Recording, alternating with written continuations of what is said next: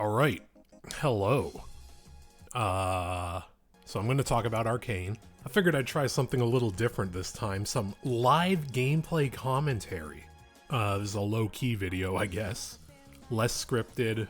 I have a bunch of talking points on my phone while I'm playing the game, but yeah, I'm going to be talking all about Arcane Season 2, so disclaimers. Spoilers, obviously, right? If you haven't seen it, but if you're a fan of Arcane, I'm assuming you're caught up by now. It's been like a week since the finale by this point. 2. I really love Arcane as a whole. It is definitely going down as one of my favorite animated shows, I think, ever.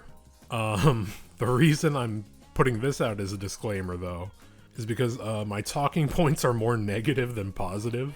Even though Season 2 as a whole, I'm still like, yeah, I liked it. It's just, I want to address the negatives more than the positives so that, you know, hopefully they learn for next time, because there were definitely a few stumbling blocks here and there.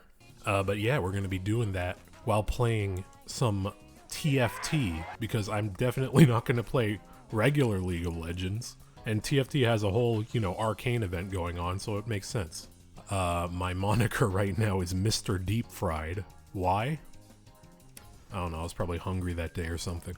But yeah, I will see you when the match starts. Get ready for some epic Gold 2 gameplay.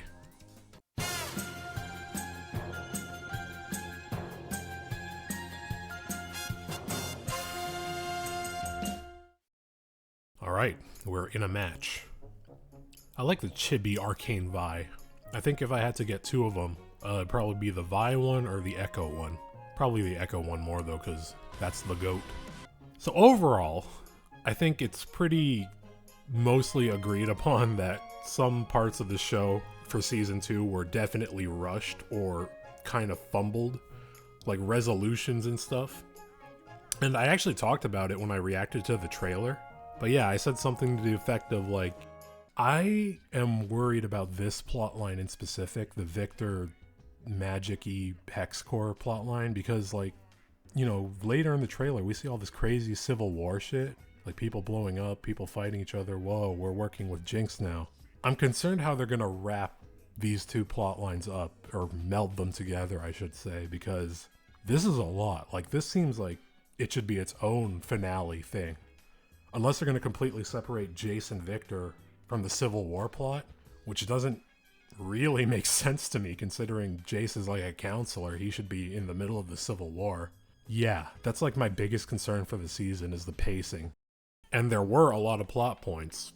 Really, how do I phrase this? Season 1 was a pretty tight narrative, right? It wasn't perfect by any means. It was still like rushed in certain areas. But for the most part, people loved Season 1 almost perfectly.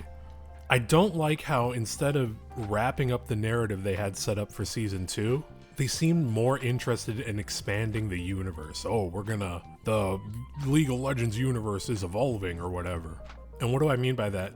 Well, they're clearly setting up a Noxus show, right? In fact, they've confirmed that the next show is going to be like Noxus. And I'm still looking forward to those, but I don't know. It's kind of a bad taste in my mouth that they were more focused on setting up the expanded world than wrapping up this story. Let's get some type of synergy going. Also, Arcane is like, quote-unquote canon. I gotta put this out there, I do not give a shit about League of Legends lore. Like, there are a bunch of people malding about the lore and how, oh my god, they changed how is this character gonna show up? They'll make it work, whatever. But my problem is, in making Arcane, I guess, the canon show, they do have to, like, fit everything in. Oh god. Fucking Steb. So they have to like make everything now retroactively work with Arcane as like the main lore. And in doing so, they kind of shot themselves in the foot, where like they have to focus on the bigger picture now instead of telling one solid narrative. Like, if Arcane was its own thing, it would be infinitely better in my opinion, because they wouldn't have to worry about, you know, expanding the lore or whatever. What characters are we gonna put in? They could just tell their own story. They wouldn't have to worry about the lore. And a bunch of people would probably, you know, not be upset that Victor is now a god twink. Oh boy, Maddie's getting jumped. This is just the fan base and how they treat Maddie. Apparently the new Victor skin also has voice lines confirming that he still built Blitzcrank, which isn't that already kind of like defeating the purpose of making Arcane canon? If that didn't actually happen, whatever. But yeah, a lot of this season felt like it was focused on setup. And the stuff that it was setting up in this show had weird payoffs. But I'm getting kind of ahead of myself. I guess I should do some positives before people think this is like a pure hate video. Positives. Obviously, the biggest one. I firmly believe that Arcane is unparalleled when it comes to animation. 3D animation, absolutely. But it is, if you love animation, genuinely you are doing yourself a disservice by not watching this show. It is that good.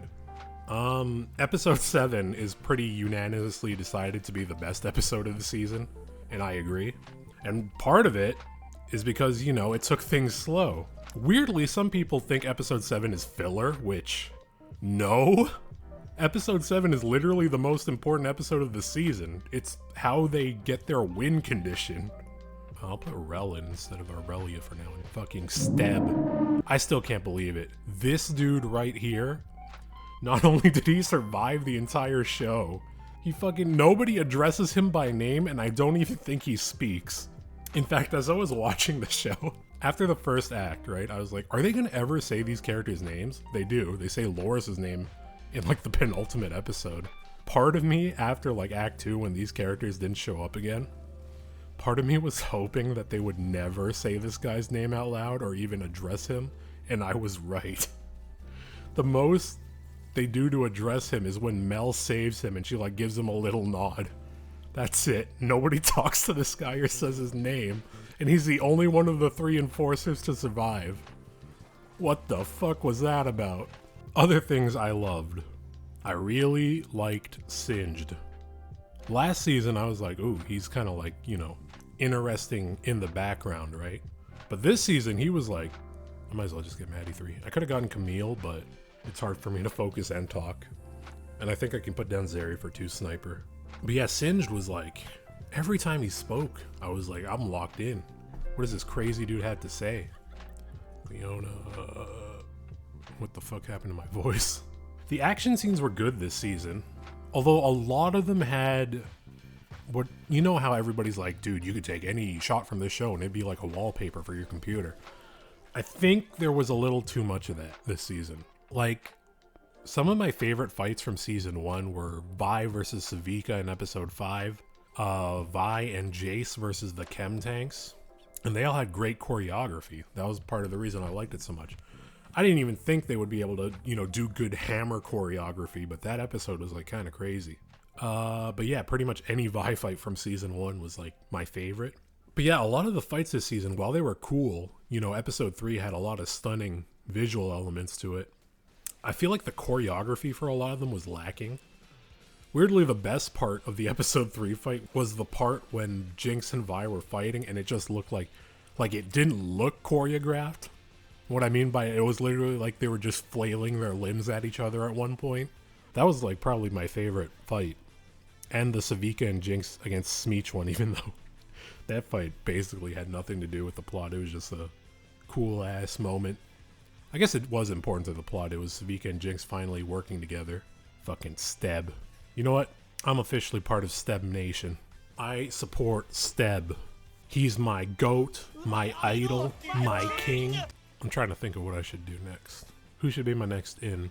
I love the memes for episode 3 and 7, by the way. Girls sleepover, team deathmatch, boys sleepover, interdimensional travel. I'm just gonna keep going with the positives for a bit. There's one scene I actually really liked. I guess it isn't just technically one scene, but I'll go Enforcer 4 here for now. Loris, I need you to get huge, buddy. But yeah, there's a parallel between Mel and Jace. When I was watching season 1, part of me was kind of confused. I was like, I get why Mel, you know, she's quote-unquote manipulating Jace, so she has more power in the council. But why would she make him the de facto leader, right? But as we see from season 2, she learned it from her mom. I learned it from you, Mom. Because that's exactly what Ambessa does with Caitlyn. Even though, you know, it doesn't really go that far with Caitlyn, but I'll get into that. But I just like it as like oh, Yeah, you can tell this is Mel's mom. You know where she learned this stuff from. I'm not recombobulating. Can I get a ooh? Sorry, cockmaw. I guess I should talk about Maddie. Like, oh boy, this character. So she's like first introduced and everybody's like, oh, she's like a sweet cinnamon roll. She doesn't know what martial law means. She's just here to support her friend Caitlin. And then episode 4 happened. I have never seen bigger turnaround on a character than episode 4. And like, yeah, retroactively people were justified in hating her. But man, Jesus Christ. It's weird though how Maddie was basically made for the audience to hate, if that makes sense. Like Kate and Vi, you know, they had their sex scene, the notorious sex scene, which I didn't really mind that much. I will get into it more, but I didn't mind that it happened. But essentially, like, I guess they made her evil so that, you know, people wouldn't feel bad that Kate was A, seeing her, but B, basically cheated on her if she wasn't, you know, evil. But yeah, that turnaround on that character was hilarious. The music. So in season 1, I never really, you know, thought about how on the nose the music was. But season 2, you could definitely feel it. Fucking Hellfire starting with, can I do the right thing for the wrong reasons? Like that whole montage. Which, by the way, did you notice that fucking, what are their names? Cross and Margot, the other two Chem Barons? They fucking got in that music video. A lot of people probably didn't notice that. The music was pretty good this season, though. I don't think there was any song I, like, hated. Oops, I hit my mic. I think my favorite songs for this season were definitely The Line, which, that whole moment, even though episode 8 was kind of wonky in my opinion, that whole moment with Victor transforming and Sky being like, you won't miss me. I was like, damn, that shit hurted, bro. But yeah, seeing, you know, Vander die for real, again for real, was, it was a lot. Sucker was another great song. I have pretty much every song on my playlist right now, actually. That fucking Heimerdinger song, when I first heard it in the show, I was like, is this fucking rat singing? Now it's on my fucking Spotify playlist. Yeah, I grew to like Heimerdinger a lot this season. It's not like I hated him before, but I don't know. He was kind of just like the dude. He was like, don't do magic. And then they were like, I'm going to do magic. And fast forward to now, Victor turned into Jesus. In regards to the music, though, the montages were a little bit much. When you look at season 1, the amount of montages there were not that many. Like, off the top of my head, I think the only unnecessary one was, like, the one at the start of episode 7 talking about the firelights. Because that really didn't present that much information. The song was cool, though. I have that song on my playlist, too. But yeah, this season, it was, like, montage, opening credits. It would either be opening scene, opening credits, oh, the misery, montage, or it'd be montage, opening credits, oh, the misery, then, you know, scene. It was a lot, like back-to-back episodes. You get one at like the start of episode 2. You got the Kate's mom one, although the Kate's mom one was beautiful, but also pretty, you know, important as a tone setter. But yeah, at some point it was like, I mean, we get it. I think the episode 4 one was kind of like, I'd rather they do more show don't tell in like a different way.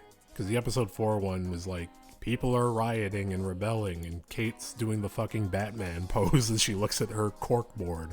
That, I feel like they could have done something. Maybe they could have called it back to season 1, episode 4, where it was Progress Day again, like a year later. But instead of being, you know, happy, fun time, there's like Noxians and Enforcers everywhere, and it's like, oh, shit has gone south. That would have done the job setting the tone. But we don't know how much time has passed. I think Vi at one point says months have passed, but we don't know if that means like 2 months or 10 months, right? So that would have been more helpful to inform the passage of time, because without it, we kind of don't know how much Caitlin's been doing, and if her like regret of like maybe things have gotten a little too far is like, oh yeah, sometimes because of all like the montages or the inferences we need to make, like sometimes it really feels like we've gone beyond show don't tell with this show into like infer don't show. Like the biggest example is obviously Echo and Jinx in episode 9. Jinx was like fully prepared to end it all, right? She was in like a bad place.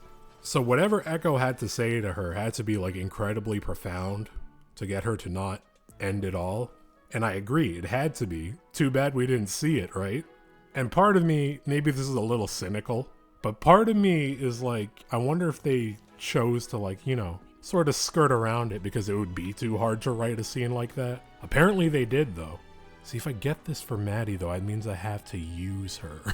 But yeah, the Jinx and Echo scene is like the biggest offender of that, where it's like, he needed to say something really profound to get her to fight, and we don't get to see what he said, just know it was really profound. It is a shame, right? And I understand part of the budgeting reasons, because if you didn't know, Riot has been going through a time, I should say, as it comes to like financing. Like the past year or two, they have had to let go of a bunch of their in-house artists. They've had to monetize the game in a very different way. Yeah, so I understand why we couldn't have, you know, as much as we'd like infinite time and infinite budget. It just wasn't in the cards. And you know, I have my problems with the pacing. Part of me is kind of befuddled. Yeah, I'm using fucking goober words like befuddled. Part of me is confused though, because so many people are like, no, the season was perfectly paced. There was no problem with the pacing at all. What are you talking about? And I'm like, do these people eat, drink, and breathe Adderall? What do you mean? What do you mean it was perfectly paced? The refusal to accept any criticism, and I'm not saying like this show needs to be taken down a peg. This show's had it too good for too long. No, right? Like some people are going fucking ham on Christian Link on Twitter, and I think it's overboard. This show is at its best. I think we can mostly agree, especially because of, you know, episode 4. This show is pretty much at its best when things have time to breathe. You know what I mean? Let's make Steb thicker. So when people are like, no, this is like fine, it kind of confuses me because like you've seen season 1. I think a lot of people just need like a refresher to go back and watch the previous season. And I'm going to do that at some point too. I did it before watching season 2, but I want to make like maybe I'll make a retrospective video or some shit talking about season 1 and 2. Probably do it like sometime in 2025. But we like miss out on so many key interactions because of it. Like Echo and Vi don't talk at all this entire season. They interact one time during the final battle and that's it. Another interaction we never got was like anybody mourning at the end. Like they were mourning, right? Echo was mourning Jinx on his own. We don't get to see a scene of Vi and Echo mourning Jinx. We don't get to see a scene of Kate mourning Jace because they're like close friends, or at least, you know, season 1 and the first episode of season 2 would have you believe it, even though they don't interact again after that. I don't know. There's a lot of character moments we just didn't get to see, especially Echo, you know, reacting to Vi being an enforcer, or Echo, you know, reacting to Caitlyn gassing his city. The Echo we know would have some choice words for that, but we don't get to see it again because I think, you know, it would make writing certain scenes a little difficult. And I think the cramped nature of the season was also kind of to the detriment of Ambessa. I love Ambessa. I think she's a great character, but part of her, you know, role as a villain was hampered by the fact that she had to share the spotlight with Victor and Singed, who are also, well, more so Singed, good villains in their own right. It is looking like a 4th place run to me, boys. Mel and the whole Black Rose plotline are kind of like the poster for how cramped this season was. Like, a lot of people love Mel. I like Mel a lot. And we were all kind of like, what's Mel's role gonna be this season? The answer?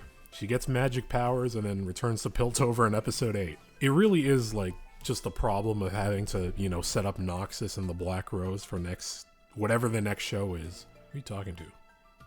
Oh, I thought they were talking to me in the top left.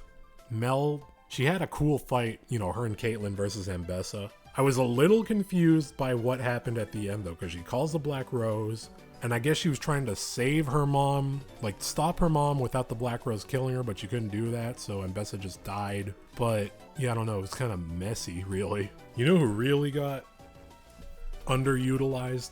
2 characters specifically. One, Savika. I was shocked Savika was in that like conference room in episode 8 and she didn't get to like, oh, I'm dead.